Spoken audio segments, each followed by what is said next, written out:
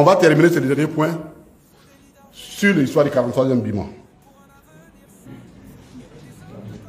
Le 43e Biman. Dans son discours de fin d'année, le chef de l'État a annoncé que la base militaire du 43e Biman a été rétrocédée à la Côte d'Ivoire à la suite des accords conclus avec les autorités françaises. Cette annonce, dans un autre contexte, aurait été sans objet, n'aurait pas entraîné beaucoup de confusion. Or, cette annonce est intervenue après ce qui s'est passé quelques années avant avec les pays de l'AES, mais immédiatement après l'annonce faite par le gouvernement sénégalais et le gouvernement tchadien. Et donc, ça a créé une certaine confusion dans l'esprit des gens. Au point où RFI lui-même, non, France 24, dans son édition écrite, le président de la Côte d'Ivoire demande le retrait des forces françaises. Vous prenez ce jour-là, les bandes déroulantes là, c'est comme ça que c'était écrit. Donc, les gens de RFI disent, ah, vous voyez, vous parlez, nous là, on est panafricanistes, nous voici, nous aussi, on est en train de faire chose.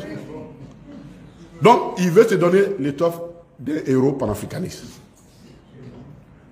Oh, mais la situation est totalement différente. Et on va vous expliquer pourquoi elle est différente. Et c'est certainement d'ailleurs cette sortie-là qui a effarouché Macron au point où il a perdu son latin diplomatique devant ses diplomates la dernière fois. Il faut que vous sachiez que depuis les déconvenus de l'armée française dans l'AES, la politique française de la présence militaire, de leur présence militaire en Afrique a commencé à être révisitée. L'objectif, c'est étant présent, mais en camouflage. On est présent, mais sous forme, dans le camouflage. Et donc, parmi le camouflage, consistait à diminuer non seulement l'effectif de militaires en Côte d'Ivoire et au Sénégal, mais symboliquement, de garder les militaires français, mais dans un camp qui ne porterait plus leur nom.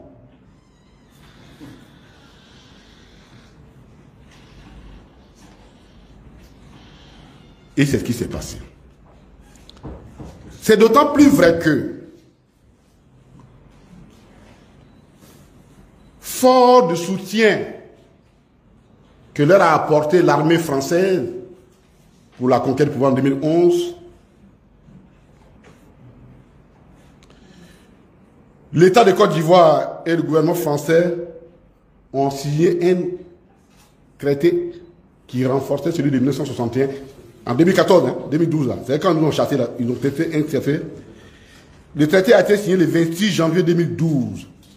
Il a été ratifié en France par le décret 2014-1764 du 31 décembre 2014. Le 21 décembre 2019, c'est-à-dire avant-hier, un protocole additionnel relatif aux installations mises à la disposition des forces françaises stationnées ou en transit sur le territoire de la République de Côte d'Ivoire a été signé entre les deux pays. Ce protocole a été ratifié le 29 janvier 2021, hier. Et que dit ce protocole? Article 3, relatif à l'escale aérienne à la mise à la disposition des forces françaises de l'escale aérienne à l'aéroport Félix Houphouët-Boigny.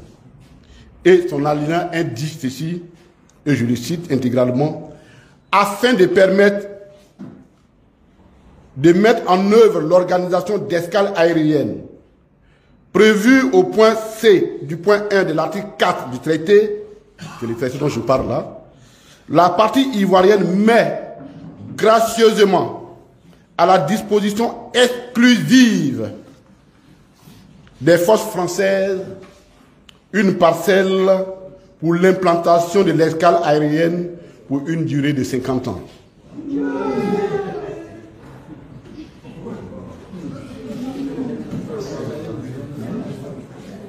On n'a qu'à reprendre. Vous n'avez pas compris. Je reprends.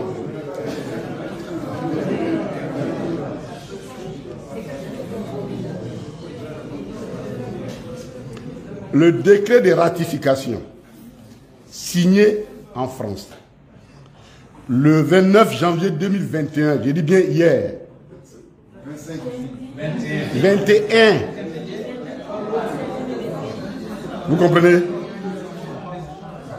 Et qui révèle le protocole additionnel au traité, dit ceci en son article 3, alinéa 1, afin de permettre de mettre en œuvre l'organisation d'escale aérienne prévue au point C du point 1 de l'article 4 du traité, la partie ivoirienne met gracieusement à la disposition exclusive des forces françaises une parcelle pour l'implantation de l'escale aérienne pour une durée de 50 ans.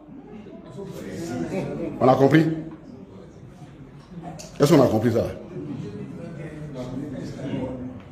Donc,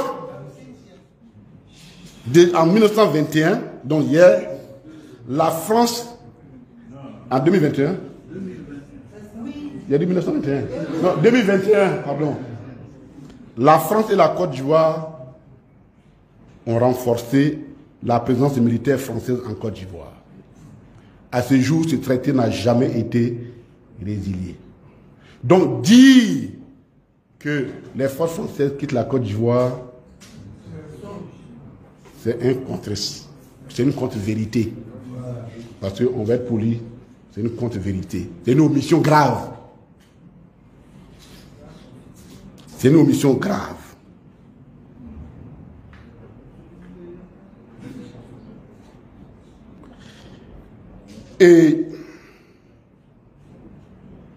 Mais pourquoi les chefs de l'État communiquaient de cette façon?